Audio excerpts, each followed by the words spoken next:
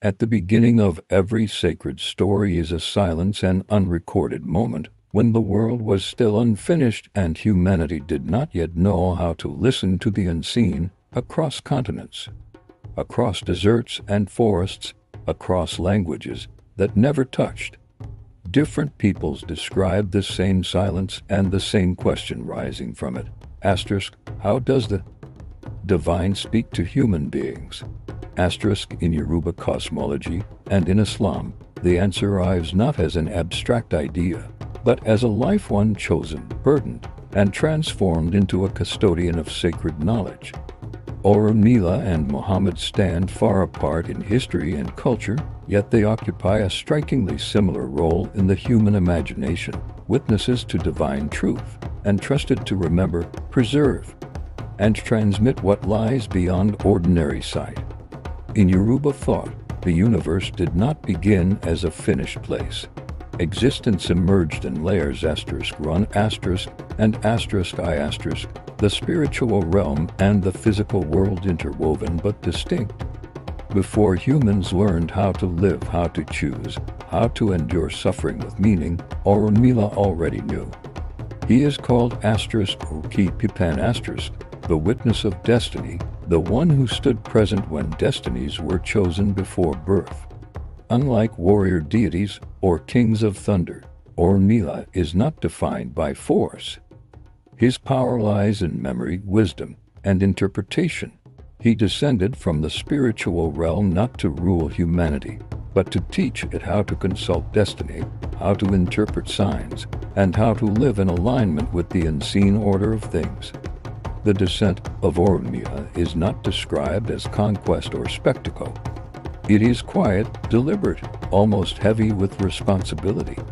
He comes bearing Ifa, not merely a divination system, but a vast archive of cosmic knowledge encoded in verses, myth, and poetic logic. Ifa contains stories of creation, moral instruction, warnings, remedies, and possibilities. It assumes that the universe speaks constantly, but that humans are often deaf. Orunmila's role is to stand between realms, translating the language of the divine into patterns humans can recognize. He does not erase choice. Instead, he clarifies consequence. He does not promise ease, he promises understanding. Thousands of miles away in a vastly different landscape, another story unfolds, one shaped by desert winds, tribal lineages, and a society fractured by inequality and idolatry. Muhammad ibn Abdullah was not born into power.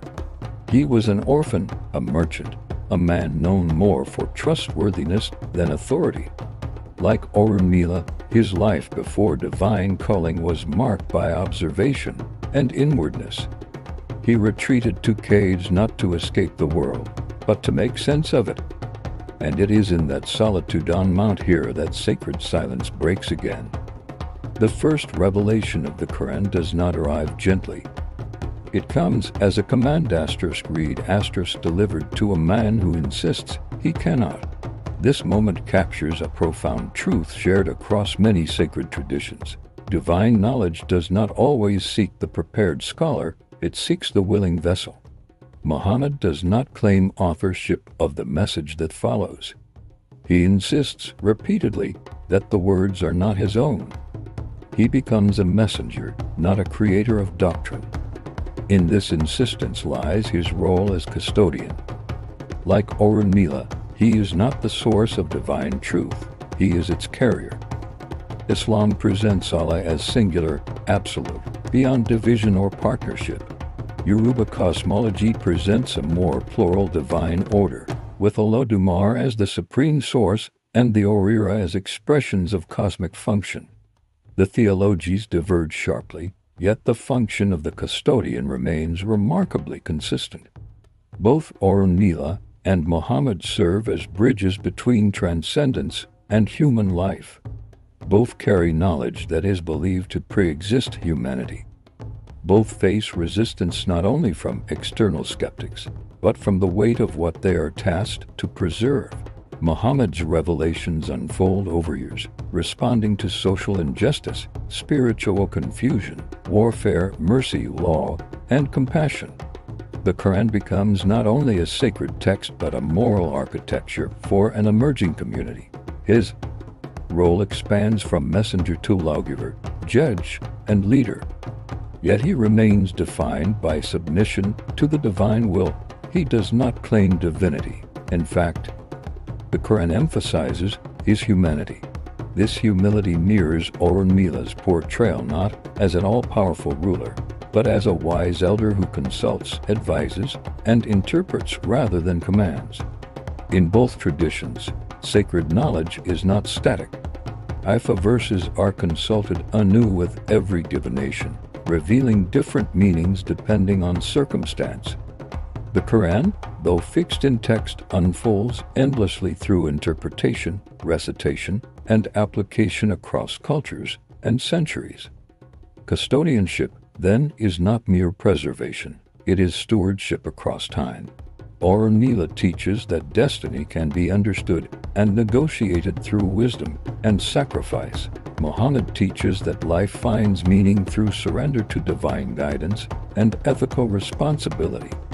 Both frameworks acknowledge human struggle as central, not incidental, to spiritual life. What is most emotionally resonant about these figures is not their distance from ordinary people, but their closeness to human vulnerability. Orunmila is approached in moments of uncertainty, when illness strikes, when choices feel heavy, when the future is obscured. Muhammad's life is marked by loss, exile, mockery, and perseverance. Neither story promises a painless path. Instead, they offer orientation, a way to stand upright in a world shaped by forces larger than oneself. Other faiths echo the same pattern. Moses ascends Sinai to receive law.